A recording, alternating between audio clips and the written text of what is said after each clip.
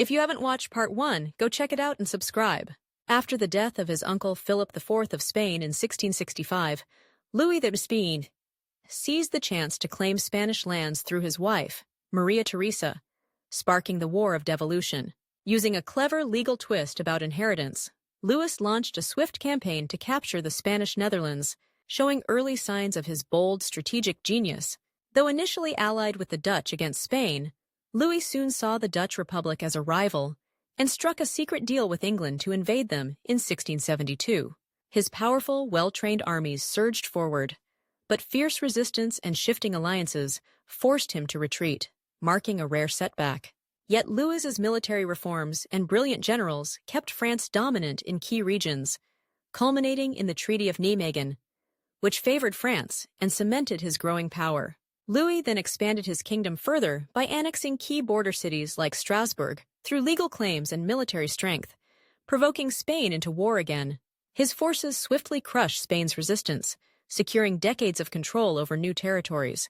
However, these aggressive moves alarmed Europe, isolating France diplomatically and stirring resentment with his harsh tactics abroad. Meanwhile, Louis's vision reached beyond Europe. He backed explorers who mapped and claimed vast lands in North America, naming Louisiana in his honor. He built trade posts in India and the Indian Ocean, and welcomed embassies from exotic lands, Morocco, Persia, Siam, and even China, cementing France's role on the global stage. Though his influence in places like Siam faded, Louis's reach was vast, blending military might, diplomacy, and culture into the legend of the Sun King. By the 1680s, Louis XIV had transformed France into the undisputed heart of European power. At home, he forged an absolute monarchy, bending church and aristocracy alike under his iron will. Through clever politics, he curbed the Pope's influence, asserting that only the king could rule in France. His court at Versailles became the dazzling center of aristocratic life, a palace of glittering theaters, grand hunts, and endless intrigue. Nobles, once fierce rivals, were seduced into submission. Their private armies disbanded, replaced by loyal officials whose power rested solely on the king's favor. On the battlefield, France was unmatched. Its vast population and wealth fueled a professional army led by brilliant generals. Louis waged war not just for territory, but to burn his glory into history. Though enemies often allied against him, his military might kept France dominant, if not always victorious. Yet at sea, rivals like England and the Dutch chipped away at his power. But Louis's greatest battle was at home, against the Protestants. Seeing their faith as a threat to unity, he revoked the Edict of Nantes, ending decades of religious tolerance. Through harsh persecution and the infamous dragonnades, soldiers quartered in Protestant homes, he forced many to convert or flee. Though his actions fractured France's image abroad and caused economic loss, Louis believed this iron will would forge lasting peace within his kingdom. Louis XIV's reign was a dazzling tale of ambition and control. A king who ruled the world stage with unmatched power, shaping France into a kingdom where his word was law, his glory eternal. The 9 Years' War, 1688-1697, began with succession disputes in the Rhineland after the death of Elector Palatine Charles II and the contested Archbishopric of Cologne. Louis XIV aggressively pressed claims for his sister-in-law, Elizabeth Charlotte, alarming much of Europe and prompting the formation of the League of Augsburg, a coalition aimed at containing French expansion.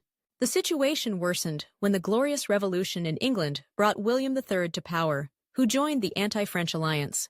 Despite several French military victories under generals like Marshal Luxembourg, the war caused widespread destruction, including the controversial bombardment of Brussels. Exhausted, France agreed to the Peace of Ryswick in 1697, which secured some French territorial gains, but forced Louis to abandon certain claims and recognize William and Mary as England's rulers.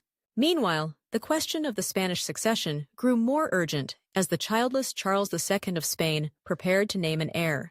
Competing claims came from the French royal family and the Austrian Habsburgs, with earlier attempts to partition the empire through treaties failing due to Charles's opposition and the unexpected death of the initial compromise candidate.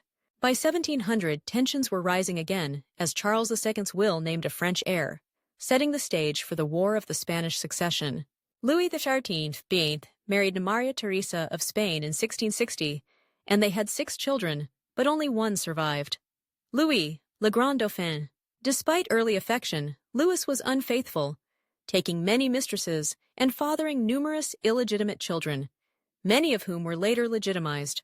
After Maria Theresa's death in 1683, Louis grew closer to Françoise d'Aubigné, Madame de Maintenon, whom he likely married in secret. She became a major influence, especially on his growing piety in later years. Deeply religious, Louis saw himself as the protector of Catholicism, attending daily Mass and banning entertainment during Lent. His second wife's devout nature further shaped his faith. He funded missions and religious institutions, though his alliance with the Ottoman Empire drew criticism. Louis also became a major patron of the arts, supporting writers like Molière and Racine, composers like Lully, and founding academies for dance and opera. He transformed his father's hunting lodge into the magnificent Palace of Versailles, moving the royal court there in 1682. Versailles symbolized absolute power and splendor, while also helping him keep the nobility under close watch. Though he distanced the monarchy from Paris, he still invested in the city, improving infrastructure and public services. Louis loved ballet and frequently danced in court ballets during the early half of his reign. In general, Louis was an eager dancer who performed 80 roles in 40 major ballets. This approaches the career of a professional ballet dancer. For more information, subscribe.